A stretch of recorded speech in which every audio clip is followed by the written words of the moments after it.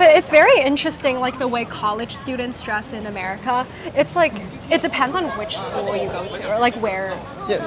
Like for instance, like my campus, like everyone's so casual. It's like you could literally just like throw on whatever and go to class. That type of vibe. Like I just woke up and I put on some sweatpants, sweatshirt. Like so if you like overdress or like very like fashionable, trendy, it's like you would look like kind of like special a bit because everyone's just like whatever, I don't care, you know. T-shirt, jeans. So t-shirt, most jeans. of people, they don't care about their like dress in college. I mean, I guess like the majority of people are very casual. It's just t-shirt and jeans, you know, not trendy. But my friend, she goes to a fashion school in Parsons, like New York. So every day is like a fashion show. Yeah, everyday fashion show. Every single person, fashion, like definitely, like from head to toe, like so trendy. And then so when my friend came to my campus to visit me, she was like, "Oh my goodness, I can't believe like there's so many people that are dressed like this." She said, "This would never pass in my school. Like this would never pass." I think maybe if they don't dress well, their like professor will fail them. Yeah. I don't think.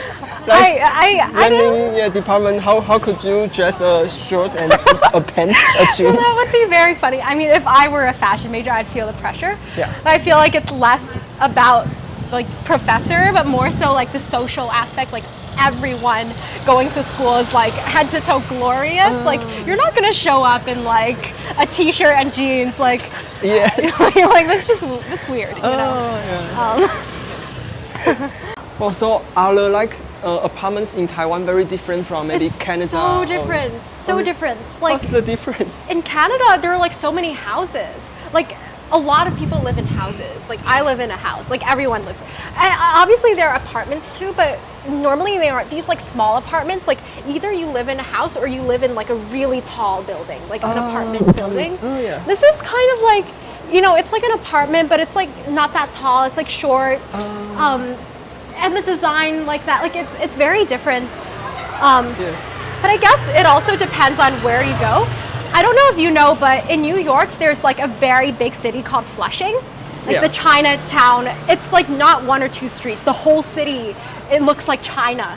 So when you go in, like you have houses kind of like that.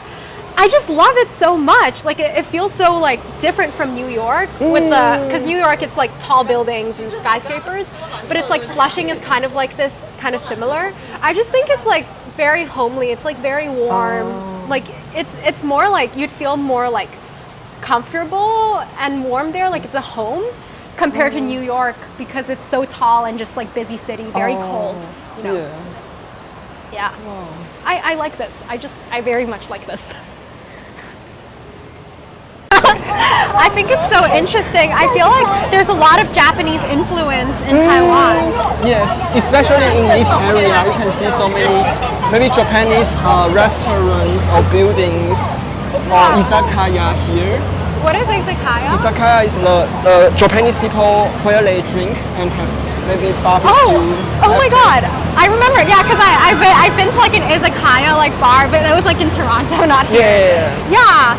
Wait, I think that's why Taiwanese people, we very familiar and we very like Japanese culture. I'm very curious, like how come? Like why do you like Japanese culture? Maybe we feel it's very like have better quality. Like better Japanese quality? People, they're very polite and everything is very genuine. I see. See, I was like talking with my classmate from like Belgium before, and she was very curious about like why like there's so much Japanese influence here.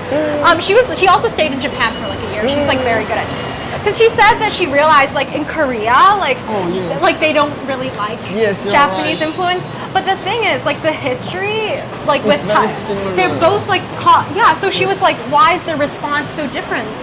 Yeah, actually I'm curious about this as well. Maybe our audience will know the reason. Yes, please tell me. Please tell me. Yeah, please tell us. I'm so curious. How about your parents? They are like first generation. So how do they feel about the Japan history? Japanese history? Like mainland? Yeah, I feel like a lot of people from mainland are still like there's a lot of thoughts towards Japan, right? Because of like the things that they have done to them, and I don't blame them at all. But I feel like at this point, you know, like it's just like you can go to Japan and you can like play. You know, like I'm going to Japan and my parents aren't against it. You know, like they're like pretty supportive. They're like, oh, I know you want to go to Japan and like have fun. I feel like it's like they're not that sensitive about it anymore, but I feel like whatever has happened is still like very much deeply ingrained in like mainland culture. Like they won't forget about it. Definitely. Yeah. Wow. So if one day you want to marry a Japanese guy, will your parents against you? I don't know actually. That's a very good question. I don't know.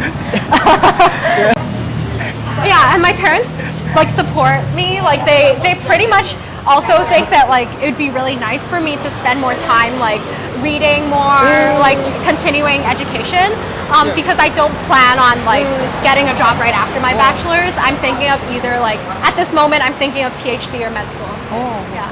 So in the future you will be a doctor. Maybe I don't know. Like my parents certainly want me to, but I don't know. I think like it is one path. I still need to explore in order to find the right answer for me. I don't think I know enough to say a definite yes or a definite no. Yeah, which is very uncommon. Like a lot of people are like pre-med, like they want to become doctor, right? Yes. But they knew that from the beginning. Like you can, but a lot of people are very like very set on the path. So I feel like I'm kind of in like the minority maybe because I don't know if I want to become a doctor. You're just very good at it. I mean, I'm not sure yet, but I hope so. I hope so. And there are so many parks in like Taipei City. You can even it's like a busy area, but still have a lot of like trees, parks. I really like that. I like how like Taipei integrates nature with like the city. It's so well. You know? Yeah. That's like why like with New York, it's just like only buildings. Yeah, except for Central Park, which is like a really big park. Like everywhere, it's just like concrete. I think it's just like nice to have trees and you know, like. So you can come here to escape the busy sometimes. Yeah. I really enjoy like at my school sometimes I would go to like a really cute bakery shop and buy some like cake or bread, and then with my friends we would all like go to East Park, which is like a little park, and then picnic. I just think it brings you happiness, you know. I think like living in like a city full of concrete and having no nature is kind of depressing. Oh yeah.